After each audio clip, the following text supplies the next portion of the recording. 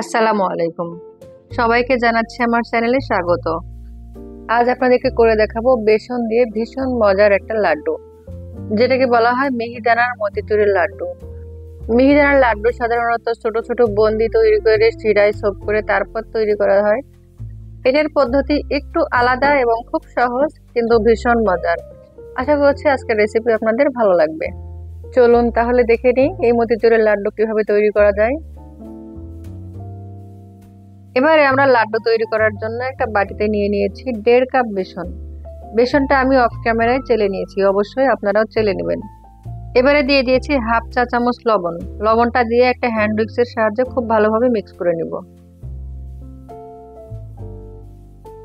Mix করা হয়ে গেলে এখন আমি দিয়ে দিচ্ছি 1 টেবিল চামচ রান্নার সয়াবিন তেল।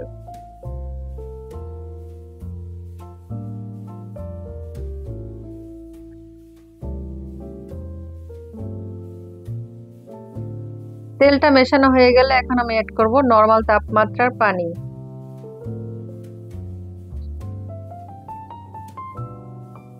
পানিটা আমি একবারে দিব না, একটু একটু করে দিব আর মেশাবো। পানির পরিমাপটা আমি বলছি না, লাস্টে আপনাদেরকে কনসিস্টেন্সিটা দেখিয়ে দিচ্ছি।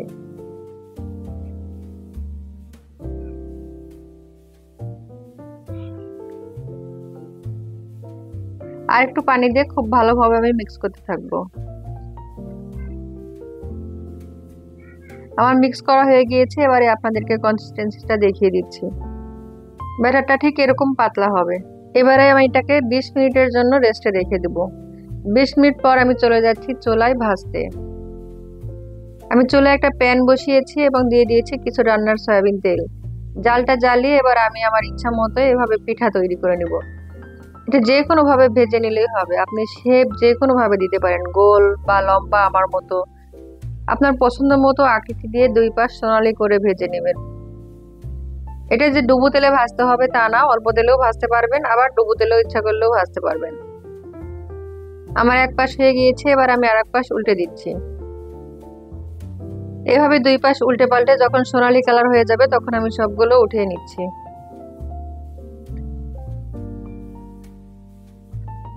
আমি যে কালার চাচ্ছি সেটা হয়ে গিয়েছে, এবার আমি উঠিয়ে নিচ্ছি। আর এটা ওঠানোর পর অবশ্যই এরকম একটা কিচেন টিস্যুতে রাখবেন, এতে করে অতিরিক্ত যে তেল আছে সেটা সোক করবে। আর আমার সাইডটা দেখেন কি সুন্দর ক্রিস্পি হয়েছে আর ভিতরটা একটু নরম। এখন আমি টিস্যু পেপার দিয়ে খুব ভালোভাবে চেপে চেপে এক্সট্রা যে তেল সেগুলো আমি সোক করে নিব। এভাবে টিস্যু পেপার দিয়ে তেলগুলো দূর করার পর আমি চলে যাচ্ছি এই পিঠাগুলো টুকরো করে ভেঙে ব্লেন্ড করতে।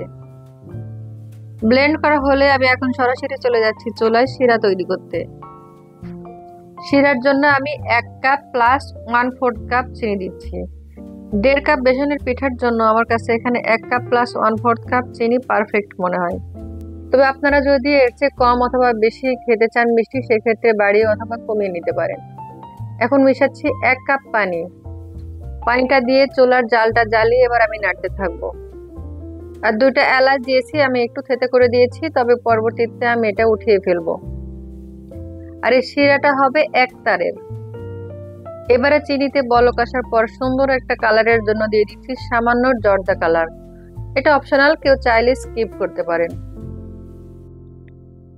বেশ কয়েক মিনিট জাল করার পর এবারে আমি চেক করে দেখবো একতারের শিরা হয়েছে কিনা। আমাদের শিরাটা লাগবে একতারের। একটু চেক করে দেখাচ্ছি, লক্ষ্য করেন ঠিক এরকম একটা শিরা হবে। এই পর্যায়ে আমি চুলার জালটা অফ করে দিয়ে এখন লেবুর রস মেশাবো 1 চা চামচ। এই লেবুর রসটা মেশানোর কারণে আমাদের শিরাটা জমাট বাঁধবে না। আর লেবুর রসটা মেশানোর পর অবশ্যই যে আমরা এলাচটা দিয়েছিলাম এলাচটা বেছে ফেলে দিতে হবে। আর এলাচটা থেতো করার কারণে বীজটাও বের হয়ে গিয়েছে, বীজটাও বেছে ফেলে দিতে হবে, তা না হলে দাঁতের তলে পড়লে এটা খেতে ভালো লাগবে না। এখন আমি অ্যাড করব সেই বেসনের পিঠা, যেটা আমি আগে থেকে ব্লেন্ড করে রেখেছিলাম। আর ব্লেন্ড করতে হবে ঠিক এরকম, অর্থাৎ অনেকটা ব্রেড ক্রামসের মতো। এখন আমি সরাসরি চিনির শিরার মধ্যে এই বেসনের পিঠাটা ঢেলে দিব।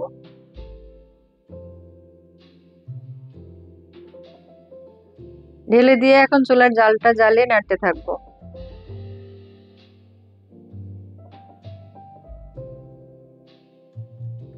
নাড়তে চাড়তে একটা সময় দেখবেন খুব আঠালো হয়ে আসবে, সেই পর্যায়ে আমি অ্যাড করব কিছু গুঁড়ো দুধ। গুঁড়ো দুধটা অপশনাল, তবে দিলে টেস্টটা অনেক গুণ বেড়ে যায়। এখানে আমি গুঁড়ো দুধ অ্যাড করব প্রায় 1/4 কাপ।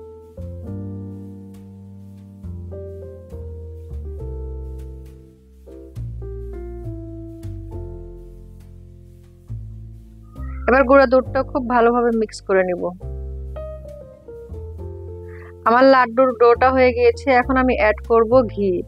যখন বুঝবেন কড়াইয়ের সাথে আর এই ডোটা লাগছে না, মানে উঠে উঠে আসছে, এই পর্যায়ে চুলার জালটা অফ করতে হবে, কারণ আমাদের লাড্ডুর জন্য এই খামিরটা একদম ডান।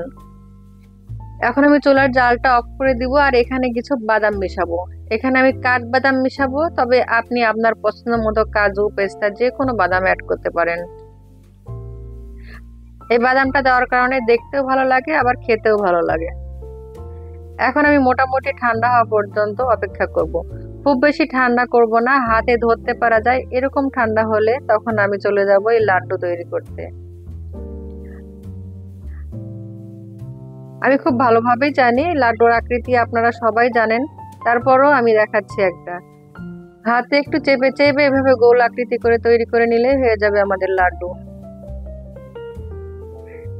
আমাদের লাড্ডু একটা রেডি। এভাবে করে আমি সবগুলো লাড্ডু তৈরি করে নিব। আমার 1.5 কাপ বেসন থেকে এই সাইজের 16টা লাড্ডু হয়েছে। এখন আমি উপরে কিছু পেস্তা বাদাম দিয়ে আরেকটু গার্নিশ করে নিব দেখার সৌন্দর্যের জন্য। এটা অপশনাল, কেউ চাইলে স্কিপ করতে পারেন। আমি জাস্ট দেখার সৌন্দর্যের জন্য একটু সাজিয়ে নিচ্ছি। সাজুগুজুর পালা শেষ, এবারে একটা ভেঙে দেখাচ্ছি আপনাদেরকে ভিতরটা কেমন হয়েছে। ঠিক দোকানের মতো, আপনারা যে মিহিদানার লাড্ডু দোকান থেকে কিনে খান সেরকম। তবে একটু তো পার্থক্য আছে, বুন্দিয়ার যে লাড্ডু সেটার চেয়ে একটু তফাৎ আছে, তবে খেতে কিন্তু অসাধারণ লাগে। আমি বলবো বাসায় অবশ্যই ট্রাই করবেন, আর বানালে আমাকে কমেন্ট বক্সে কিন্তু জানাতে ভুলবেন না। আজকের ভিডিও কেমন লেগেছে অবশ্যই তা জানাবেন। ভালো লাগলে একটা লাইক এবং ফ্যামিলি এবং ফ্রেন্ডসদের মাঝে আমার ভিডিওটা শেয়ার করবেন। বিদায় নিচ্ছি, সবাই ভালো থাকবেন, আমার জন্য দোয়া করবেন। আল্লাহ হাফেজ।